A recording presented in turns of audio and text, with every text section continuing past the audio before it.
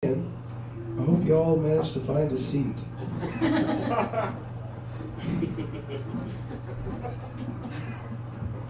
The other day I was talking to a friend while we were smoking a cigarette, because that's what we do, because we're fucking cool, and we were smoking a cigarette, and he was telling me he's really concerned about the friction between China and Afghanistan. Right now there's a lot of friction between China and Afghanistan, and he's telling me the story, and he's very involved with it, and he says, well, the Afghani, they were sending viruses, computer viruses to China, and it disabled their whole internet. I was like, oh my God.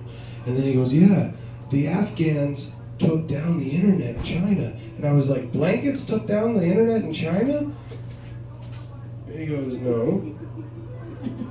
And I said, you said Afghans. He goes, yeah, people that live in Afghanistan. No. An Afghan is a blanket. Afghanis live in Afghanistan. He goes, what's the difference?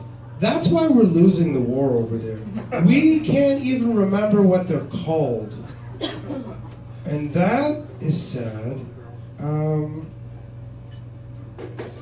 A lot of those themes were explored in a film, The Foot Locker. I don't know if you've seen it yet, but it won the Academy Award for Best Film. The Foot Locker is all about a shoe store that helps Halliburton take over the Middle East. It's a very important film.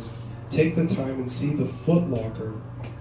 I saw the beginning of The Foot Locker, and then I fell asleep because the guy who was in Memento was in The Foot Locker, and I couldn't remember what movie he was from. I was like, what movie is he from? And my wife goes, he's from Memento. And I was like, oh, Memento. Can't remember his name. I think I'll write it down on my hand so that later I can figure out who the guy from Memento was.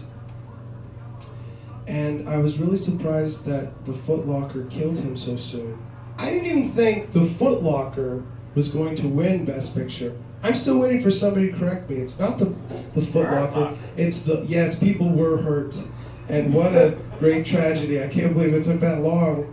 I kept waiting. Somebody yell out hurt. And, no, The Hurt Locker, it's a very important film where people get blown up. And I didn't think it was going to win Best Picture. I thought Cameron Diaz's Avatar was going to win.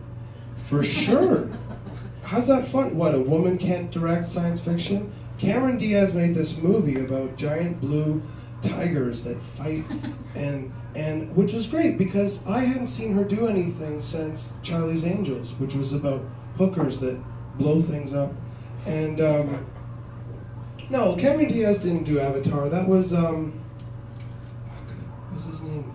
The guy who did Avatar. What's his name? James Cameron. No, that's the guy from Growing Pains. The guy who did. No, it was James Cameron. You're right. I'm thinking of Kirk Cameron. Kirk Cameron is not the director of Avatar.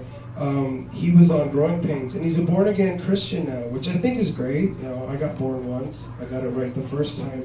And I like Christians because I find them amusing, especially now since most religious organizations, they want to clean up stuff. We're going to clean up Hollywood. We're going to clean up the music industry. We're going to clean up the internet. Which I thought was great when they said that, because when they say clean up, what they mean is they're going to start banning things, and they want to stop pornography on the internet. Go ahead. I got so much saved, it's ridiculous. Like you could shut it down. I'm good until next year before I go back to Sears catalogs. I don't care. Shut it down. Shut down all pornography. I don't care. I don't need porn. I need tissue. But the thing is,